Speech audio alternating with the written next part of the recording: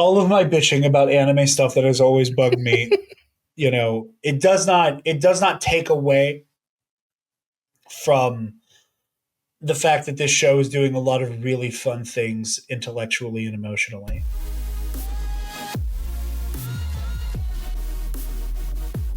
Welcome back to Pro and Noob. We are covering DanDaDan, the Acro Silky arc today. So it's only 5 and 6. Even though, fun fact, I had a choice to make. Mm-hmm. Because the Turbo Granny arc ends in 5 and the Acro Silky arc starts in episode 5. Yeah, I got that vibe. I got that vibe very quickly that episode 5 is very much like a bridge between the two arcs. So I also would have racked my brain for way too long over where to start. I figured it's better to end one, have the ending in one, and then omit the beginning technically in the next one. Yeah, I mean, let it get going in its next segment. Exactly, yeah. But yeah. But as always, Mitch 692, Jarod from the Nerd Academy Podcast. That's me. So 5 and 6 and 7. 6 and 7. I'm interested. This is really good. I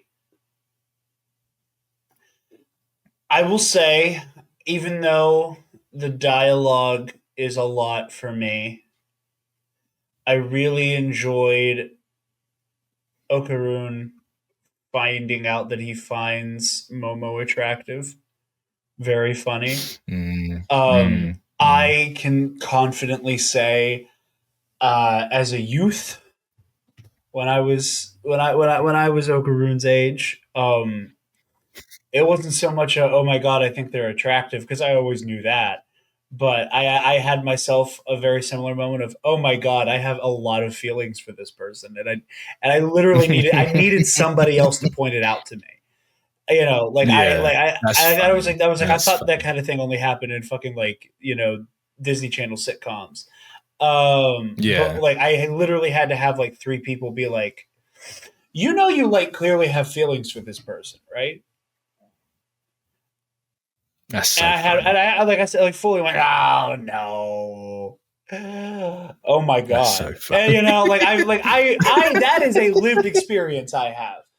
So that funny. Despite the the anime, oh my god, of it all. He's not that exaggerated. Wind your neck in. No, it is that exaggerated. No, it's not. No, it's not that exaggerated. Agree to disagree on that, but either way, I liked that moment a lot. I also liked the framing specifically of Okarun's reaction to the very slut-shamey rumors about Momo. Because there's a version of that is very self-centered. There's a version of that is very I'm taking it upon myself to restore her honor. And that is, boring and old hat and kind of played out. That would have put Ken kind of in the driver's seat of that situation and made it about him. That would have kind of implicitly made it that he's being disrespected by being associated with somebody who is being perceived as promiscuous. But I love the fact that it is very much framed as a I don't care what you have to say. What I care about is that it's wrong. It is factually incorrect. And it would upset her to be lied about. It wasn't it wasn't framed as how dare you call my friend a harlot? She is not engaged in such things. But I really do like that. It's who is lying about her? Yeah. Who is lying? Who is saying things that are untrue about my friend? Who has made it clear that kind of dishonesty implicitly makes her angry, even if it isn't about her. You know, like it's like her and her grandmother have said multiple times, "I hate cheaters. I hate liars. Yep. I hate people who play in the untruth."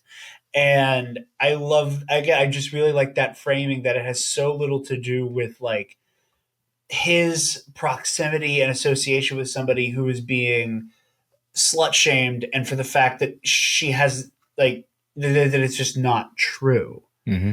You know, he does like I don't think, and again, even if it was, even if those things were true, I don't think he'd care. You know, like that's Probably not. up No. to her. No. You know, like that's her. That, you know, that's her business. But like, it's the nature of her being lied about that incenses him. And I don't know. I think there was a way that could have gone that would have felt very like, you know, Marty McFly's dad, you know, like saving Marty's mom from Biff, and the you know, like, you know, it very much could have been, you know, what is Marty's dad's name? I knew that, and then I lost it as I went to make that comparison. I can't remember. I haven't seen those movies in years. George McFly. That's the one. Yeah, it's very George McFly and Biff. It could have been George McFly and Biff. It easily could have been, but it wasn't. And that made me very happy that it was that, like, why are you lying about my friend? Who told you this lie? I like that was a specific beat I appreciated a lot.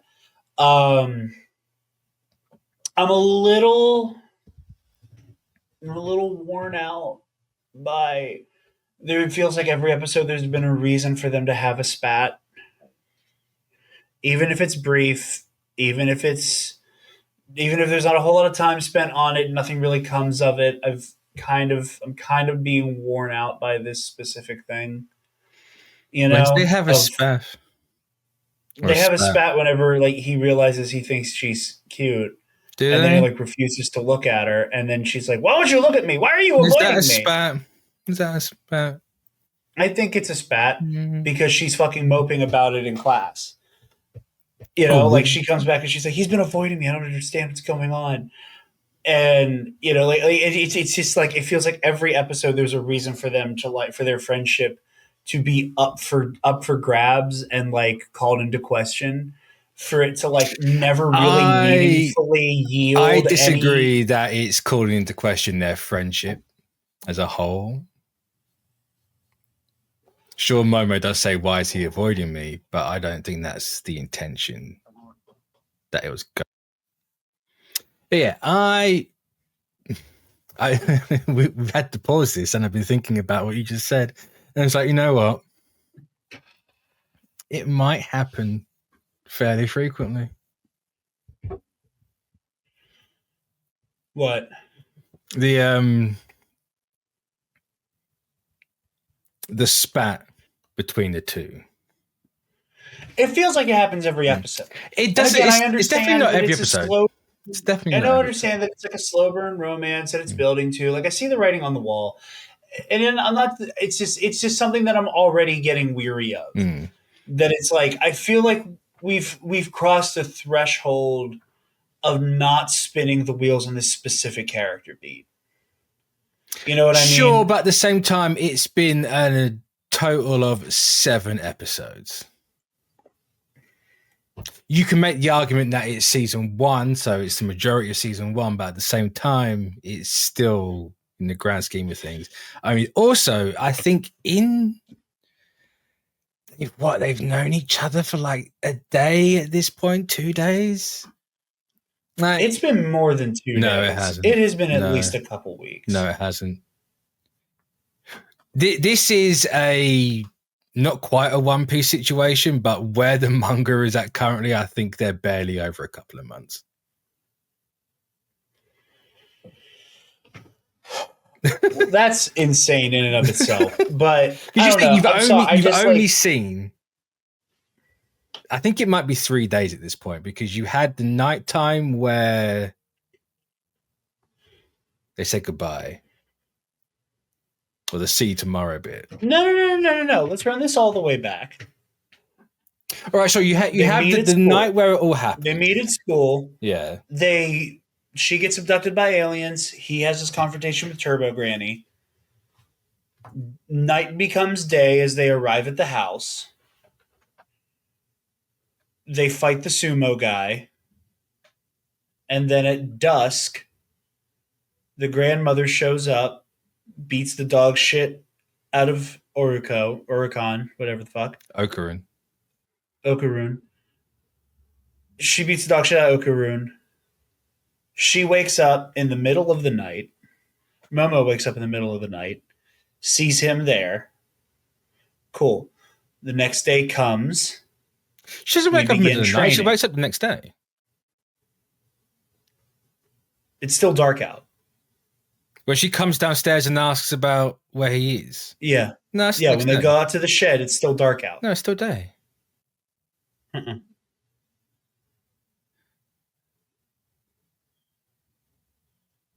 Or am I thinking of when he's doing the little running on the spot? Because that's daytime. It is daytime the next day when he's like about to shit himself. I beat you. She says, because she does say, like, the grandmother does say, you guys get some rest because you have a big day ahead of you. Actually start doing reps now. That's true. So then they go to the tunnel at middle of the night. Mm. So that is day 2 already. That's fair. Maybe so that's longer then. Yeah. So like maybe we're looking at like 5 days to a week. Now, I'm not necessarily saying that within 5 days to a week, I would be the most comfortable I've ever been with a new friend who I've admittedly had a lot of like on the spot, like high octane bonding with. Sure. But, and I also know the heightened reality of anime. Again, these are one of those things where it's like, I understand that like, this is part of the price of admission is putting up with stuff like this. It's just something that doesn't work for me. It doesn't work for me in really any media. The fact that I understand, I also understand that we're only 7 episodes into the first season of this show. But I also, and again, maybe this is a byproduct of the way we're watching the show for the sake of pro and noob. But like it feels like every episode, every instance, they start to build up some amount of momentum emotionally. Every time there is a bit of, momentum being built in terms of their bond, it is immediately halted because of a dumbass fucking misunderstanding. Sure. And again, like to make a joke I made earlier, it feels like every episode is a Disney sitcom.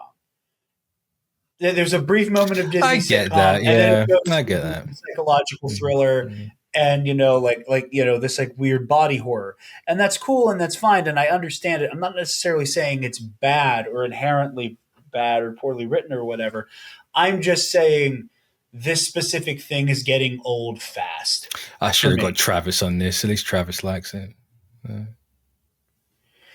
He got excited. I was going to say, yeah, he got excited when I said, yeah, I'm watching DanDaDan. He's like, I knew it. Yeah, apologies for how bad that Nerd Academy episode sounded, by the way. I have no idea. I know, like, Travis didn't have his mic. So I just blamed it on the peak male living. Right. And I had no idea what happened on my end to the audio. Oh, your audio sounded fine for me.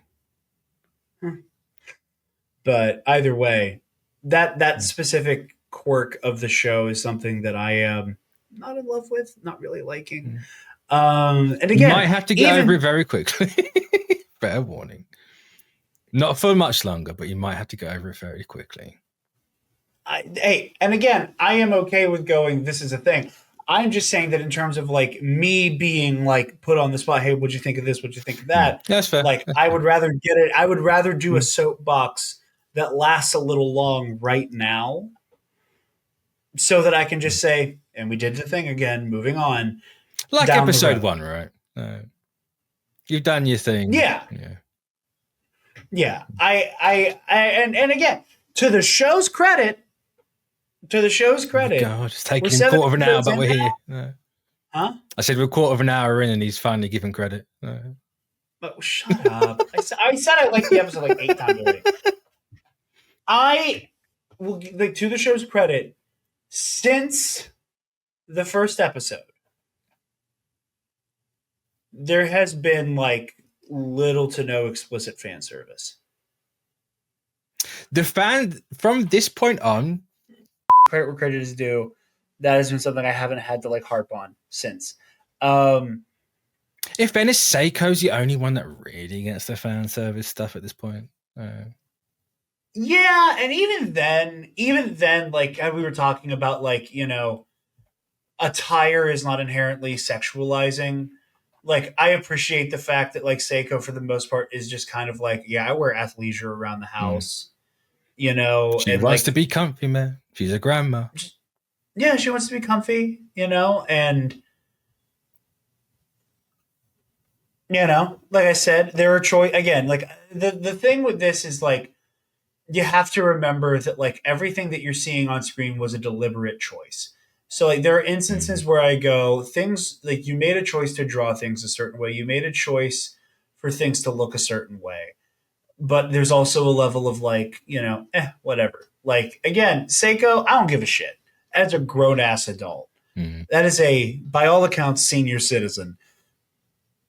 Like, do with her what you will. It's when we're on the younger side of things that I start to get like, why are we presenting like this? But either way, that hasn't been much of an issue. And again, I don't think it is like a show breaking flaw.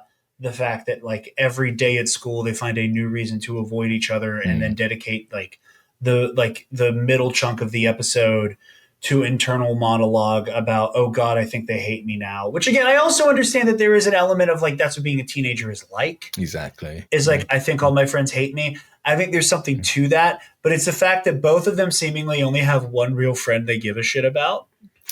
False. Not that they're in it a lot, but Miku and Muko. Yeah, Miko and Muko are there. All they exist to do is be Momo's ability to not have an internal monologue and just say, he's avoiding me and I don't know why. I think he hates me now. And it's like, bro, like, come on. It's teenage girls, Jarod. It's teenage girls. I know they're all teenagers. Teenage girls and a teenage boy who's never had a friend in his life. Cut him some slack. I'm just saying. I'm just saying. Cut him some damn slack. And put some respect on Miku and Muko. That said, I really like the direction the episode went. These episodes, this arc. This is why I said if you were going to say you don't like it, give it 7 episodes. And I never said that I thought I wouldn't like it. I'm not saying you did. I'm just saying this is why I said, because before I wasn't sure how this show's going to land with you. And I said that right from the moment I said we're going to do it. Like, I'm not sure if this is going to like hit. Well, anything. No, but you were right to do that, because as much as I am enjoying this show, this may be the most challenging show we've done on Pro and Noob so far for me. You know, well. not necessarily intellectually or emotionally, because Evangelion and, much to my surprise, Cowboy Bebop ended up being pretty heavy, pretty heady, and had a lot of themes to unpack that were like really complicated. Evangelion had that mystery element to it that had me crashing the fuck out for 26 episodes, you know, and there was something different there.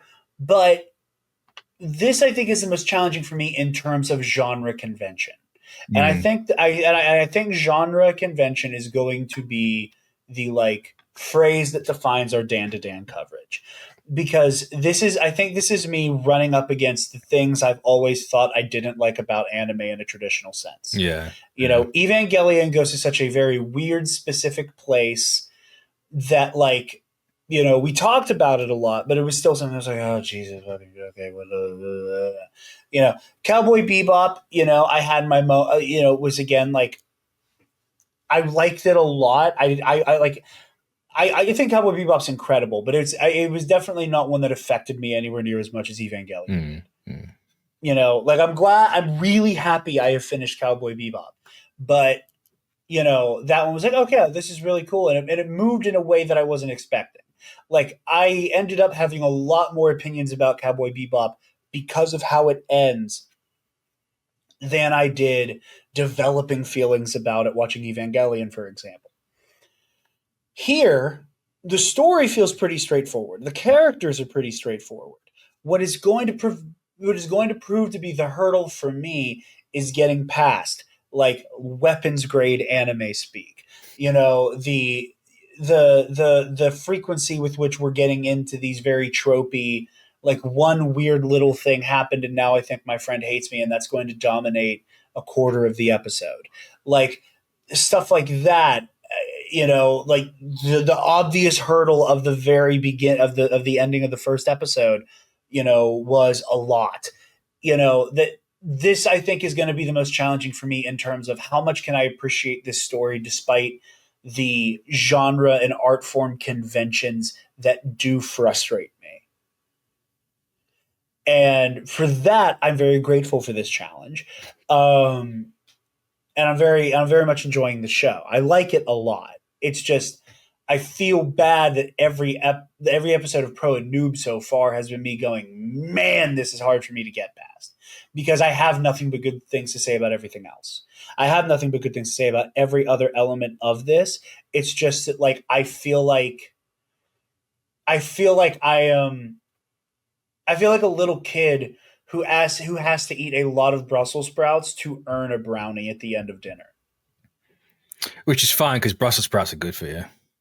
I know, and I love Brussels sprouts. I've always been a veggies kid. This is a comparison I'm making because I know that's like a universal thing. I love veggies. I got made fun of last night. I was playing Fortnite with my friends. It was very late at night, and the lobby was taking forever to ready us up. And I said, I'm going to go make a salad real quick at like 2 a.m.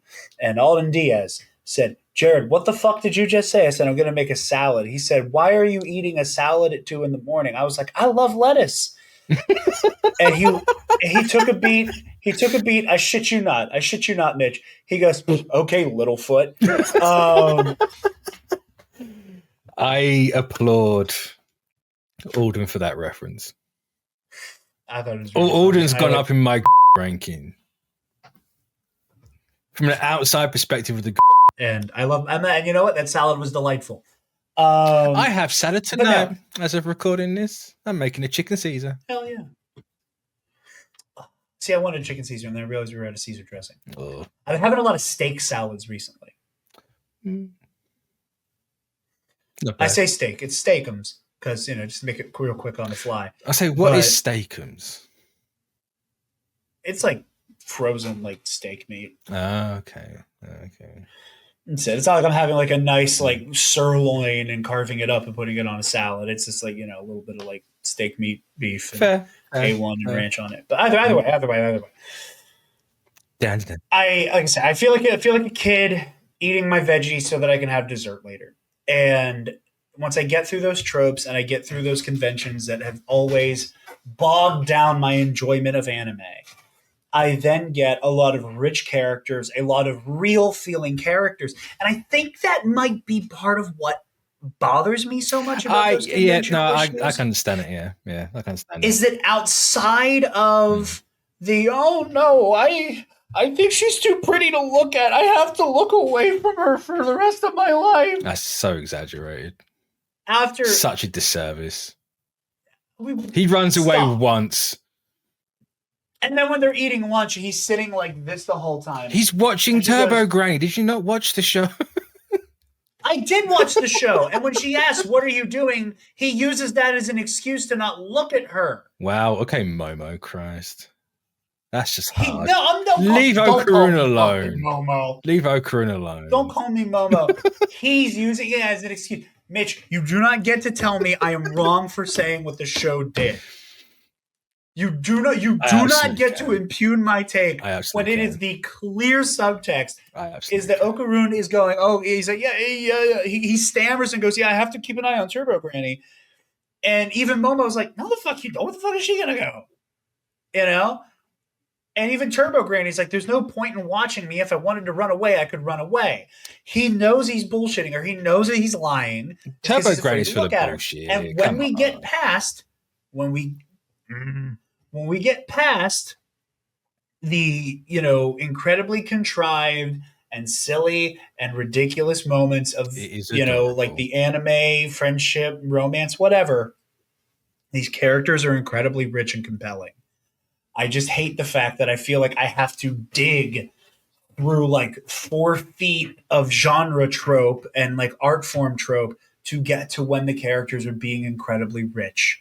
And that said, back to the richness of the characters before you make another shitty point and make me have to double down again.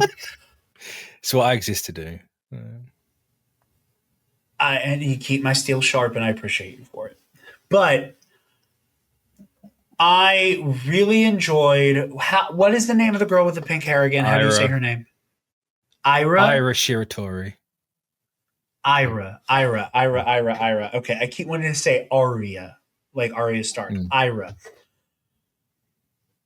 First impressions of Ira from episode 6. Because I'm interested about this one. I mean, classic mean girl. Like narcissistic mean girl. And that was fine. Like I think I said in the last episode of this show, I was like, I'm 99% sure she's in the opening, which means I'm going to be seeing more of her. And I was right. And shock. Well done for spotting something in the intro that you got right. Well done. It's only taken you over a year. Well done. Okay, you were just...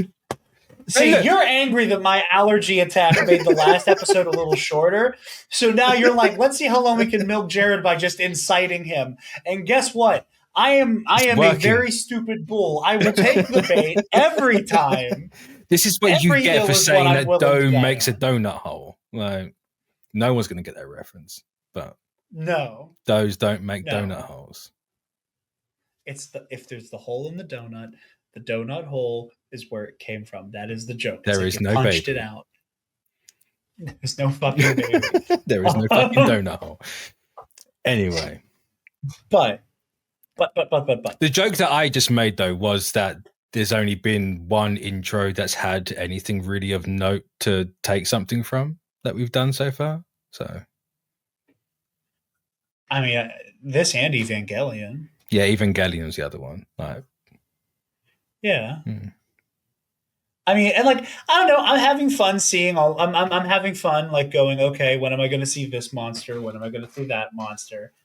So I'm excited to see more of that.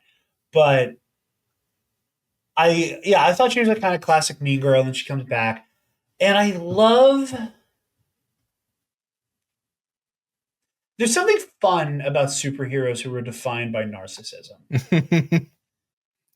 And there's something even more fun when there's because I think you can make an argument. There are a lot of heroes, and again, I'm using superheroes shorthand here because, like I said, I feel like that's the most that's the closest I can get to a lot of this, right? In terms of a simple comparison, there's a lot of superheroes who we love because they are aware that they are an egotist.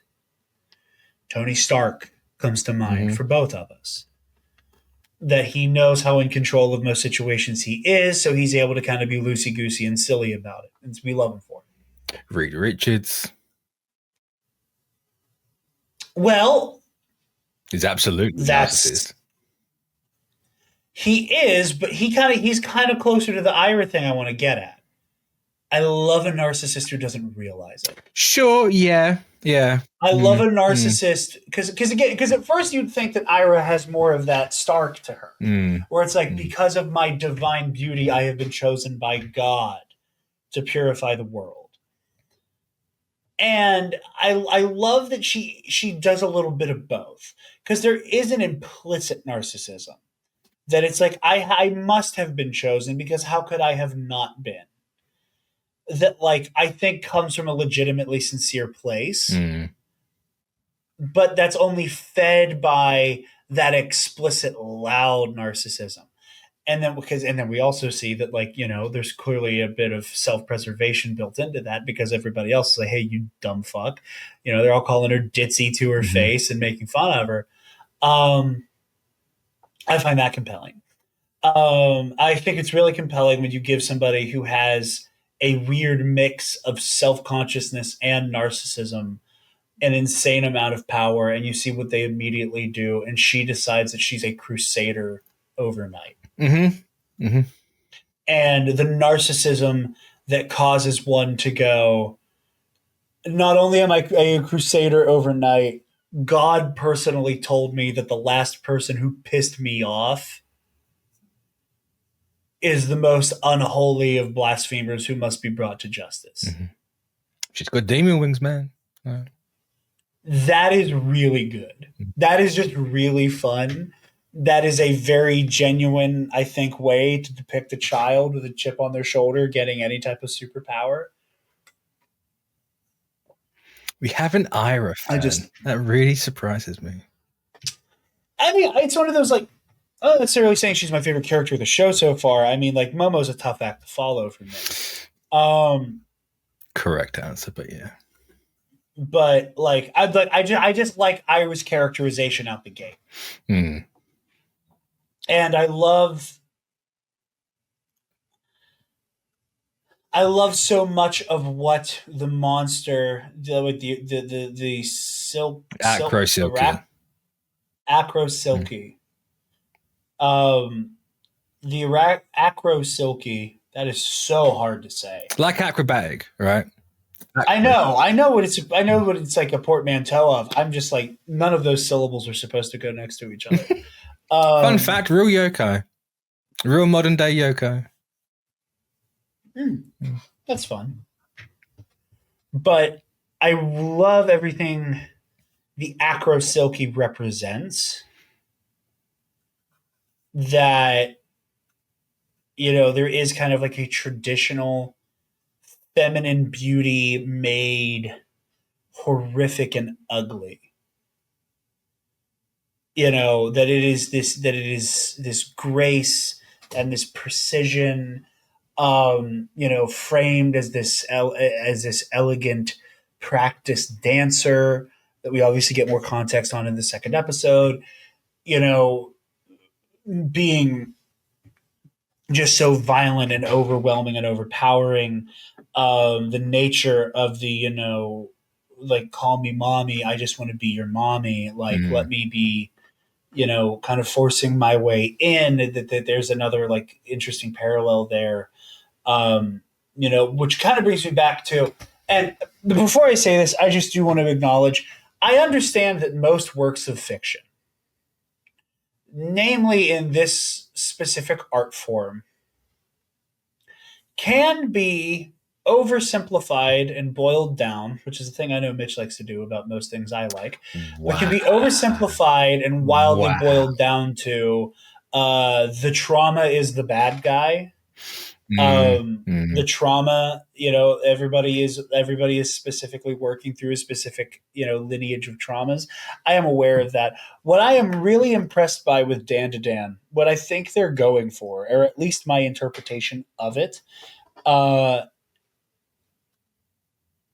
is that there's an element of specific childhood traumas. Like childhood traumas. Not just like a horrible thing happened to me and it changed my brain chemistry and I don't know how to get over it, and through this found family I will heal. I mean specific acts that, that will fundamentally change a young person's ability to look at the world, have been characterized as the villains and the evil of this show. And I think it's really fascinating. We talked in the first episode about how Momo, the villain of Momo's story in the first episode is that of, sexual violence and expectation of sexual being, that is very implicit. And that the kind of male version of that, where there's an expectation of like, that, sex is coming for you no matter what for both of them. For one, it's an expectation that you're a sex machine and a sex monster and that's all you care about. And for the other, it is kind of an expectation that whether or not you want it to be, being viewed as a sexual object is your destiny. And that's kind of the thrust of the first episode for both Momo and Okaran. Do you know what's really funny? What? There's some times where you can just say it like that. You say it right, correct, every time. There's other times where you don't say it and you just go Ken. And there's moments like this where you're like, it makes me die every time. Because I'm trying, making an effort. It's Okaran. Okaran. Okay. But so that's like the thrust of the first episode, right? And then Okaran, he has this like kind of continuing thing that I do think is kind of very clearly becoming an allegory about puberty, right? That like is very, very clearly becoming something about like, coming of age and becoming a man. Again, like I do think that there is something to his genitals were taken away from him. He lost his penis. And that is, I do think that was meant to be a metaphorical. Initially, I think it plays into the metaphor about the sexual violence element of it. That he had to reclaim his manhood to overcome this trauma, right? And I think that it lends itself nicely to a continued overarching theme of puberty. But I do think that it also still lends itself towards like, how do you continue after you experience violence like that? That I think is really interesting. And what I like here with the Ira Acro Silky stuff is if we are having our first moment of what is the flavor of childhood trauma that you're left with. It feels like there's like 2.5 here. If you look at the Acro Silky's origins, we have we obviously have the trauma of losing a child, the violence committed against her, the trauma that most people do face of just the day-to-day, I don't know if I can afford existing as a parent and I want to provide my kid in the way that does and is scientifically proven to change your brain chemistry in a traumatic way of like, I don't know what I'm going to do next and I feel guilty over XYZ. So that's there, but there's also the lack of a parent, which is the obvious one. Yeah. Ira lost her father. Mother. Acro Silky lost her daughter. Did I say father? Yeah, mother. Thank you. I'm thinking about when she's talking to her father. I specifically had that scene in my mind. So she loses her mother. Acro Silky loses her daughter. So then you end up in this weird place of how, people who suffer traumas who like kind of like parallel each other start to try to like bleed that onto each other. And then that's really interesting. And this whole conflict is this beautiful representation of that. I also particularly love the fact that without calling much attention to it, they kind of make it abundantly clear within the story that there are moments, whether or not you're super in tune with, the magical, esoteric, whatever, that there are times where mostly kids can just kind of like accidentally pierce the veil. Yeah. And that was my one sticking point before. It's like, well, if people can only see stuff like this when they come into contact with something, how does Iris see that? And so it's because she's a child. You haven't been like not amalgam to everything around you, but it's just kids just have that heightened awareness of everything. They're still learning and I love everything. that. Again, all of my bitching about genre conventions and tropes, that is a trope I love. I love a supernatural hypersensitivity in children. I think it speaks to a purity. I think it speaks to an innocence. I think it speaks to the way that most really, really, really scary monsters, even if they never admit it, even if they'd never let it happen, at the end of the day, all they need is somebody to go, hey, man, are you okay? It's also because she's not Acro Silky yet. She's just a lost soul wandering. Yeah. She's in limbo, essentially, at that point. Yeah. Yeah. And it's really interesting because, up to this point, there's obviously it's animated, so when I say cartoony, duh. But like cartoony in terms of the yotes and all of the creatures we've seen have had a marked lack of humanity when compared with the other characters in the show, and a marked lacking of emotional nuance. Even Turbo Granny, now that to my absolute shock, has become a series regular.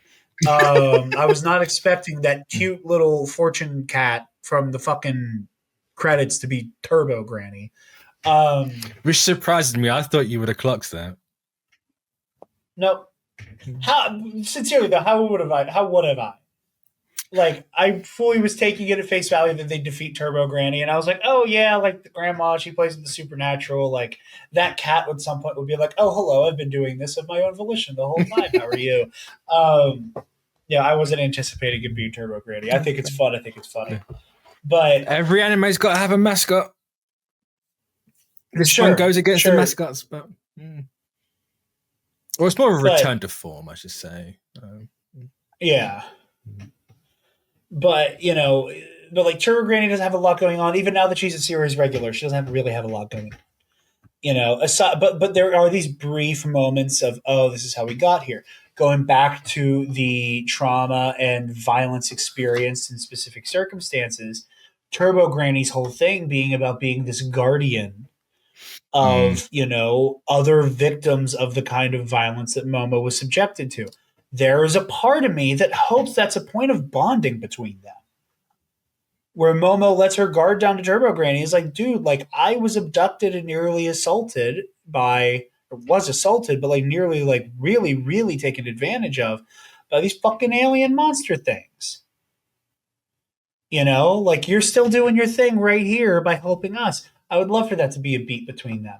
And here, this seeing Acro Silky have, this moment where like that maternal instinct kicks in, with the aura transfer. Like it was grotesque, but like seeing a parent step in and have that like, oh, you're afraid I'll eat you? Can't eat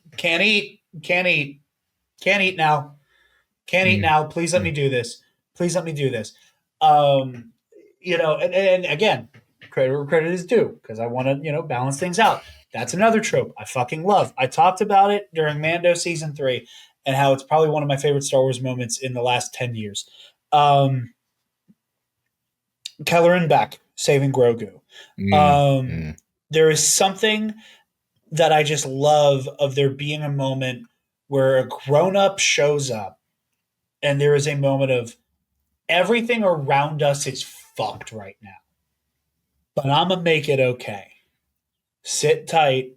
I'm going to make it okay. And, it reminds me, again, not to bring up Harry Potter, especially after the most recent Nerd Academy, where Travis, I had a lot to say. Yeah. Did you really? But it's interesting. But, to have a brief moment where I say anything positive about Harry Potter, which is something I try to avoid, it reminds me of the way Dumbledore steps in Order of the Phoenix. Where he shoves Harry down and he's like, you sit tight, I'm gonna handle this motherfucker. And it's those little moments. Snape in Prisoner of Azkaban as well, where as much as he can't stand these fucking brats, he immediately bows up to a werewolf. Like he's gonna do fisticuffs with it. No wand, no nothing. He just bows up in front of a werewolf because these kids need someone to protect them. Yep.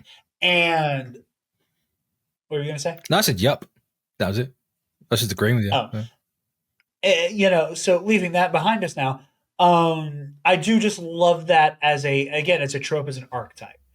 And yeah, it's grotesque and it's played up in a way that's really unsettling and hard to watch. It's just in terms of like the self mutilation element of it, and the willingness to sacrifice is just so beautiful and so poignant. And I'm trying to find the right word for this because I don't want to say humbled because that has weird connotations with it of like, oh, this female character was humbled. I don't want to use that phrase, but there was a moment for it brings Ira down like a bit back down Ira. to reality. It grounds her. It grounds her. That there's this moment that while she is surrounded by the potently and powerfully supernatural between Okarun, yeah, and Momo doing their thing, and how she came at Momo so incredibly sideways, trying to like exorcise her from this realm. I half blame the concussion she clearly got from being concertinaed by a wash bin. Oh yeah, she's got all that CTE. She's got like she's this got girl's knees brain. buckled at how hard she got hit on the head, like, and then she's dead for like 10 minutes. Yeah, something ain't going right. Something's not firing anymore up there. Poor girl. I know. Anime CTE is wild, and her friends are clearly dead. Yeah, that was wild. We'll circle back to that. Hold that thought. But despite the fact that she came at Momo so sideways, we have Momo and Okarun standing as the vanguard in front of her, getting ready to have a last stand with Silky, as Silky's begging to let her sacrifice herself. And like it is just, I think it is such a grounding moment for her that I am so excited to see more of her and how she reacts to like, I literally came in here trying to like do some type of like holy magic to exorcise and destroy you, and you damn near got yourself killed to protect me. And then the monster that tried to kill all of us sacrificed itself for me. What is going on? I'm so excited for that. But yeah, and just that potent moment and just the thank you for being the best mommy in the world. It was really poignant. It was really powerful. I really, really loved and appreciated everything this episode had going on. And I'm just really excited for more of the metaphor. I think this is the first time we saw somebody kind of let go of something, and I'm excited to see how that's framed moving forward. As much as you can let go of that, I sit here in the home that I share with with the woman I love so much, who has lost both of her parents. So I know that person. I don't know it personally, and I'm grateful not to, but I know that is a thing you carry with you, that it's like, it's almost like a chronic pain. Yeah. Like if I could, not to trivialize that specific trauma in any way, shape, or form, but like I have a bad ankle. I sprained my ankle. I sprained my left ankle more times than I could count when I was a teenager, across between doing theater and taekwondo and being a little bit clumsy. My left ankle's fucked up, and from time to time I do walk with a limp. And what I can only imagine, is like an emotional version of that. Like 8 times out of 10, I walk in a straight line, and you can't notice it. But those 2 times out of 10, I like, you can notice I walk a little funny, and it's just fucked up my ankle so many times. And I've kind of always like intellectualized like the emotional version of that, of like 8 days out of 10, I go through life and I have a moment where I'm like, oh yeah, I miss my mom and dad. But then there's 2 times out of 10 where I've seen Taylor get ready to say something to the effect of, I have to tell my mom about that. Yeah. And then my heart breaks in that moment looking at her, and I feel so powerless to do anything. Again, for you guys, when you're watching this will be like 2-3 weeks ago. But like the most recent Nerd Academy, Travis and I were talking about that.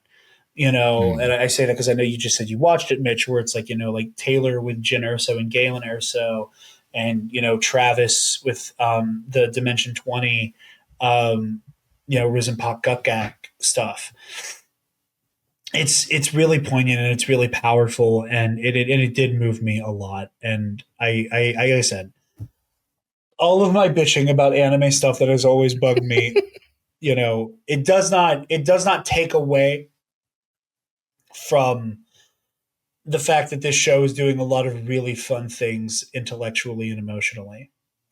All of that said, thank you for bringing it up, Mitch. Why the fuck did Momo do them like that? Why not? Got a muffer. Man, see, those kids, they're going to have a little bit more than a busted ankle. After what Momo's been through the last few days, yeah. And anyone's throwing anyone, I feel like that. And a little excessive telekinetic force. I mean, hey, I get it, but goddamn. But yeah. Fun fact, they're not actually dead. They are totally fine. I figured they weren't killed in that moment. But when this first came out, and fun fact, this was rated on IMDb the highest episode of anime ever.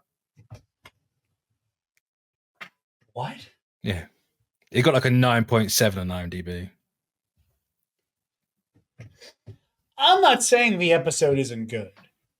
That's crazy. No. Just for those 7 minutes of the Acro Silky flashback, deserved. Absolutely deserved. Sure. Absolutely deserved. Sure. Again, I'm not taking away from it. I just in a vacuum, I'm like, this is the highest rated? Really? Yeah. But it was then ruined by the Batman equivalent of anime fans. When Goku goes Super Saiyan 4 in Daima, that then got rated higher. I'm like, motherfuckers, piss off.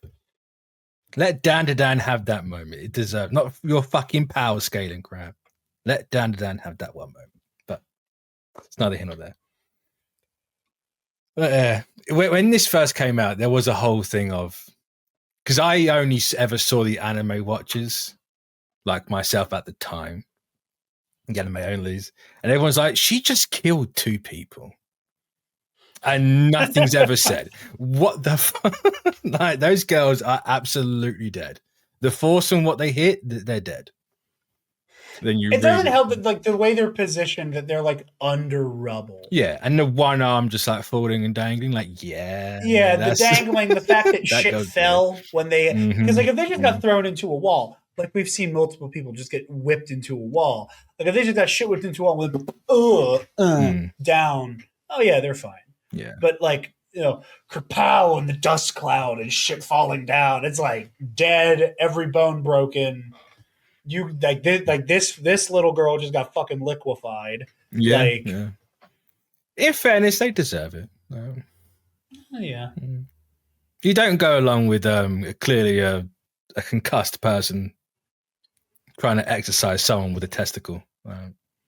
A testicle and a lighter, I should say. Yeah. Also, the shot where Ira gets the ball is shot for shot Lord of the Rings. I thought so. Where it goes boom, boom. It is Lord of the Rings, yeah.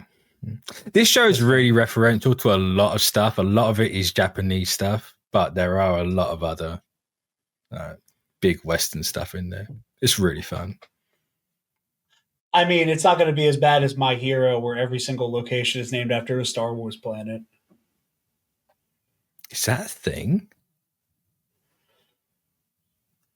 Is that actually a thing? Have you ever noticed that All Might trains Deku on Dagobah Beach? No. I didn't realize it was called Dagobah.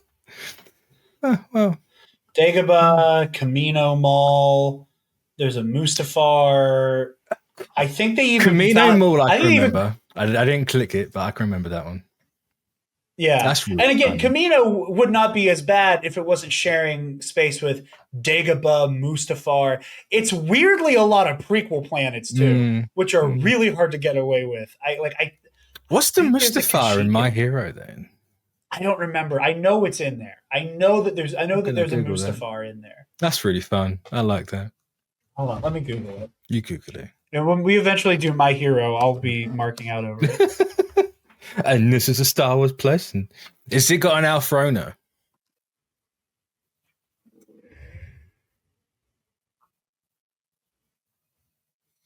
It's 2025, and you're the only person making jokes about Alfrona still. I'm absolutely not. Wasn't Alfrona only last year as well? No, that was the very first match in 2022. Wow, I'm time blind. I'm certain I remember.